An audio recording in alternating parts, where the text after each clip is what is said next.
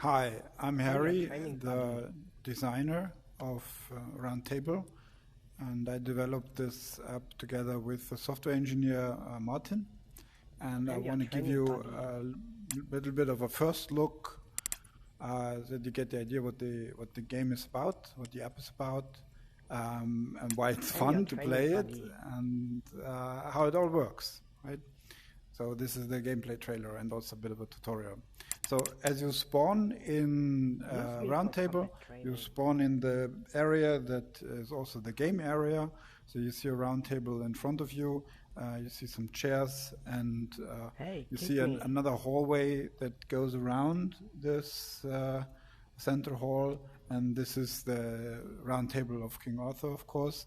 And you're a knight of the round table, and you want to practice your swordplay. And Arthur's wizard Merlin has conjured up a training parcour for you right in this throne room of King Arthur. And the parcour consists of round after round. Each round you have to win to get further. And these are going to be your enemies. So and we call them in German, we call them Einradfahrer, so basically one-wheel guy in English. And they don't attack you. They just spawn randomly and move around. But you have to hit them, and you have to hit all of them that spawn within one round. And then you can move on to the next round. And if you don't hit all of them before the timer runs out, the timer you're going to see on your left hand later on, and the number of guys left to kill, to remove on the right hand. As soon as the game starts, but right now we're still in the menu. So all of this that I'm explaining to you, you can also find out by looking at these scrolls here, at these tables. So this is the background of the game. You can actually move this up and learn a little bit more about the gameplay. Here you see the controller scheme. I know it's a little bit pixelated, but when you walk up to it, it's actually, then you can see it really, really well. So on the left controller, you have the direct grab on. Let me try this real quick. I keep messing this up. So it's on the button for your index finger. On the left controller here, do it like this. See, it's the button on your middle finger. I'm sorry, it's on the side of the controller. And you have to not only press it once, but you also have to hold it to keep holding the sword. As soon as I let go, the sword drops down. Okay, and then what else do we have? And this I've already been using. The control stick on the left controller is for movement. So if I press forward, I move forward. If I press backwards, I move backwards. If I press to the left, I move to the left. If I press to the right, I move to the right. And then, of course, I can also move by moving within the Guardian space, within the VR game space. But, of course, your game space is most likely smaller than the game area. And then, of course, you have a pause and menu button. That's actually the one on the Oculus Quest 2. It's the one on to the right of the control stick. I think that's should be updated here. And, yeah. And on the right controller, you also have grabbing, but you can grab things from afar. So I can grab, of course, I could grab this sword here, and then also with my middle finger and also let it go. But I can also grab this sword in the back here, and it would just be drawn to me. But I can even, let me see if I can get this. I can get this sword from back there on the wall, which is really nice. As you see, when I hit it, the laser beam turns white, and then I can grab it. And I have it in my hand. And you can even actually hand them over from the left to the right hand. But of course you can hold two swords at once as well, which is very nice. There's a jump button as well. It's the one on the Oculus, it's the one to the left of the control stick. And the control stick on the right controller is for turning. So with those two control sticks you can move your avatar without having to move your head or your body. And then, of course, the index finger click button on the right controller is for selecting. So I can select options here in the menu, or I can grab here these instructions that I explained earlier and move them up and down. Yeah, and of course there's a quit button here as well. Okay, so far about the controls. And now let's start the game. So when I click on play, you have 3 game modes. So competitive is the one where you try to get as far as possible and score as many points as possible with preset round timers and so on. You'll see that in more detail later. The arcade casual, you still have rounds, but there is no time limit and no score, so you can take as much time as you want to move from round to round. So this may be nice if you're looking more for exploring the game world and just relaxing. And the sandbox mode is where you can set your own challenge, so there you can set the game parameters yourself. But let's start with the game first, so that you get a good look at it. Start. Click on competitive. So I'm in round 1 now, so I better pick up my weapon. I like to have 2 swords. On the right, I see I have 1 enemy, and I have 50 seconds left. So now I have to find the enemy. There is the enemy, so I walk up to it, and next level. There you go. That's for you. And yeah, then, so now I'm in round 2, and I have 50 seconds to kill to remove those 2 enemies. So there's one. It's moving about. So you only have to hit them. But of course, it can be much more fun to hit them in creative ways so that they fly around. So now I hear the guy. Oh, there he is. Okay. Next level. And as you see, each round there spawns 1 more enemy. So in round 3 that I am right now, I have 3 enemies. And I mean, for me, this is, I've played this a lot, of course. This is quite easy, and the first couple of rounds are quite easy. But you have a lot less time each round, and so the pace picks up rather quickly. And also, why it may be a simple idea for now, we have lots of ideas to deepen it, and also it is already quite fun. I'm now, I'm just hitting them a little bit. See? I flew around. Next level. I'm now, because I'm giving the tutorial as well, so I have to focus on 2 things.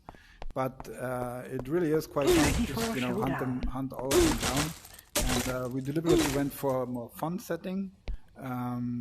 So this is more of a light-hearted setting, where you can still have a lot of gameplay, interesting gameplay, but also it's in a it's in a fun environment, right? There we go. Next level. And we plan to add a lot more features, enemy types, enemy behavior. You can imagine a lot of different things that they can do, but that's actually why we're releasing early access. We really want to get more feedback here, get feedback on the core blank gameplay, and then iterate from here based on that feedback. There we go. Come here and get some kicks. So you see already the timer is getting lower. Next level. And if I don't pay attention, then I might actually not make it. So for example, let's say if I go Come here and get some kicks. And look at the scenery, look at what's outside here. So right now, you just see that there's something outside here. Hopefully after a couple of patches, you will see some buildings that maybe you might want to go there, and then even a couple of patches later, you might be able to go there. So I have 15 seconds now to kill all of these guys. It looks a little bit difficult. At least I get 1 extra second with each guy that I kill. But still, it might actually. So you see that the pace picks up a lot. So now there's a timer, and let me see if I Game over. So I made it into round 8, which I think is quite okay. And actually, on this build, that's actually the highest score yet. And so this high score carries over from game to game. So you can compete against yourselves, or you can compete with your mates and see who gets the furthest in the game. This is of course only for the competitive mode. In the other modes, in arcade and casual, they don't contribute to the global high score, to the permanent high score. So this is the one that you go to when you want to compete for rounds. Right, so you can access it here. You can, if you want to learn more about the game, who it was made by, and so on, you can see that in About. Also, there is in the settings you can customize the sound level and the music volume. There's actually music in the background. I just turned it off for the purpose of this tutorial, but it's actually quite nice music, and I usually play it with the music turned on. So you can set all of this up in the settings. Let me turn it down so that you can hear me well. And let me quickly show you the other game mode. So arcade. See, you have rounds, but you see there is no time, and there is also no score. So you can take all the next level. You can still move along in rounds, and this can be really cool. This can also be good if you just want to learn, get a more intuitive grip on how to handle a VR headset, or if someone that is new to VR and wants to learn how to move intuitively in VR in a very casual setting that still has a little bit of fun associated with it. So that is that mode. Let me get out of this now by pressing the pause button, and then you can stop it. And you see that it shows you your high score in the last game, but it doesn't affect the global high score. And then in the sandbox setting, I can, for example, say, okay, I want to start in round 10, and the default runtime should be 50 seconds. There we go. But I want to only lose 1 second per round instead of the default 2. So I should be at 40 seconds when I start in round 10, or maybe some running back and forth. But I want to get a lot of time. I mean, this doesn't make sense now, but so I want to get 20 seconds per kill. And then I can play the sandbox. Here we go. And you see that I have 50 seconds, and I have 10 enemies, and now if I kill this guy here, see, I get 20 seconds added. So you can find your own. We've balanced the competitive mode a lot, but of course there's different player types, and if you, for example, want an extreme challenge, or if you want to have a little bit more than the casual mode, or the arcade mode, but not too much, you can also set that up in the sandbox mode. And if you find a really cool setting, let us know, share it with us on Discord. And This will be bloodshed. Who knows? Maybe the next balancing patch for the game. So let me get out of here. Stop it. Okay, so this is Roundtable. The game is coming to Steam very soon. You can also, of course, join us on Discord and learn more about it. And I'm really happy to show this to you. So we had a lot. This game came about.